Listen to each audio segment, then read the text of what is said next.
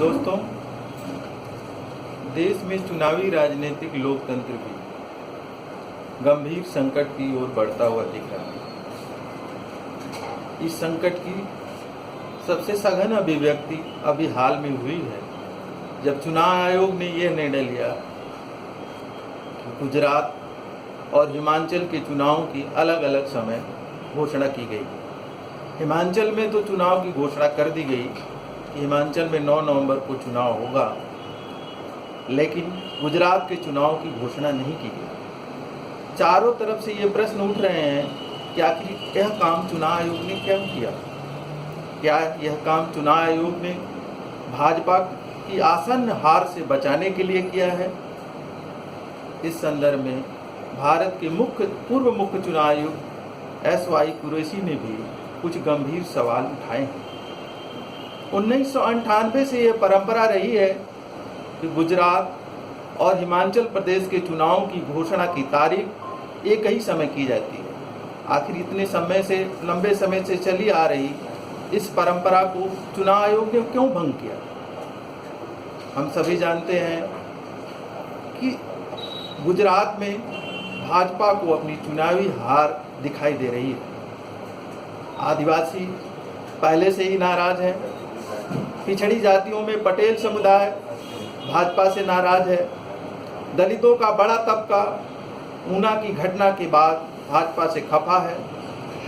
नोटबंदी और GST के बाद व्यापारियों का बड़ा हिस्सा भाजपा से बगावत कर चुका है। ऐसे में भाजपा को गुजरात में अपनी हार आसन दिखाई दे रही है। भाजपा के लिए गुजरात में हार का मतलब होगा मोदी के पूरे मॉडल, हिंदुत्व का मॉडल, कॉर्पोरेटाइजेशन के मॉडल की हार। और देश के सभी गंभीर लोग भारतीय राजनीतिक लोकतंत्र के सामने जो मंडरा रहा खतरा उसको लेकर चिंतित हैं। हम सभी जानते हैं कि इस देश के भीतर कभी भी सामाजिक जीवन और आर्थिक जीवन में लोकतंत्र नहीं रहा, लेकिन राजनीतिक लोकतंत्र कायम था। क्या है, राजनीतिक लोकतंत्र भी खतरे में पड़ गया है और ये खतरा साफ साफ दिखाई दे रहा है। हमारे देश में चुनाव आयोग माना जाता था कि स्वतंत्र और निष्पक्ष है, लेकिन गुजरात के संदर्भ में चुनाव आयोग ने जो यह फैसला लिया है कि हिमाचल 1998 से चली आ रही परंपरा को तोड़ते हुए उसने गुजरात में चुनाव की घोषणा नहीं की। सभी लोग यह साफ शब्दों में कह रहे हैं कि यह काम भाजपा को फायदा पहुंचाने के लिए किया गया है। आप जानते हैं कि भाजपा के भीतर गुजरात की हार को लेकर कितनी घबराहट है। इसका सबसे बड़ा प्रमाण तब आया जब गुजरात गौरव यात्रा के दौरान योगी आदित्यनाथ को एक प्रमुख चेहरा बना करके गुजरात में पेश किया जा रहा है। यानी भाजपा अब विकास के कार्ड पर नहीं, हिंदुत्व के कार्ड पर गुजरात का चुनाव जीतना चाहती है।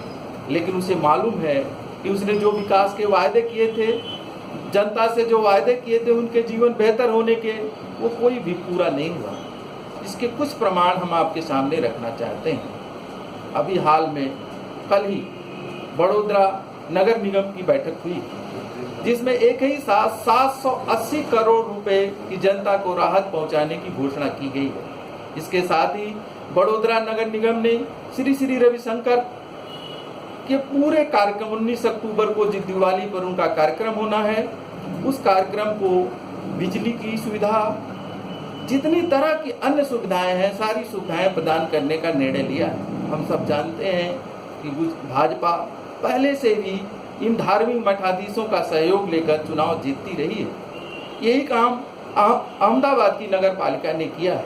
बहुत बड़े पैमाने पर लोगों को राहत पहुंचाने की घोषणा ऐन वक्त पर की गई है।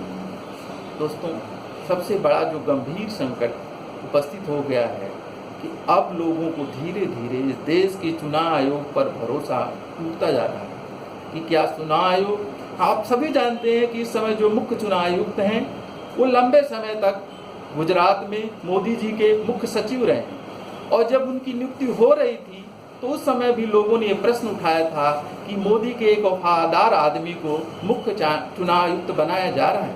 आखिर ये काम क्यों किया जा रहा है? दोस्तों, यह गुजरात का संकट नहीं है। इस देश के जन ने इतने लंबे समय में एक ही चीज हासिल किया था, वह है राजनीतिक लोकतंत्र। और यह राजनीतिक लोकतंत्र खतरे में पड़ चुका है और चुनाव आयोग अब गुजरात में भाजपा को हार से बचाने के लिए मैदान में उतर आया है। और हम सभी लोग जो इस देश के राजनीतिक लोकतंत्र को पसंद करते हैं, बनाए रखना चाहते हैं, हमारा दायित्व है कि हम इसका पुरजोर विरोध करें।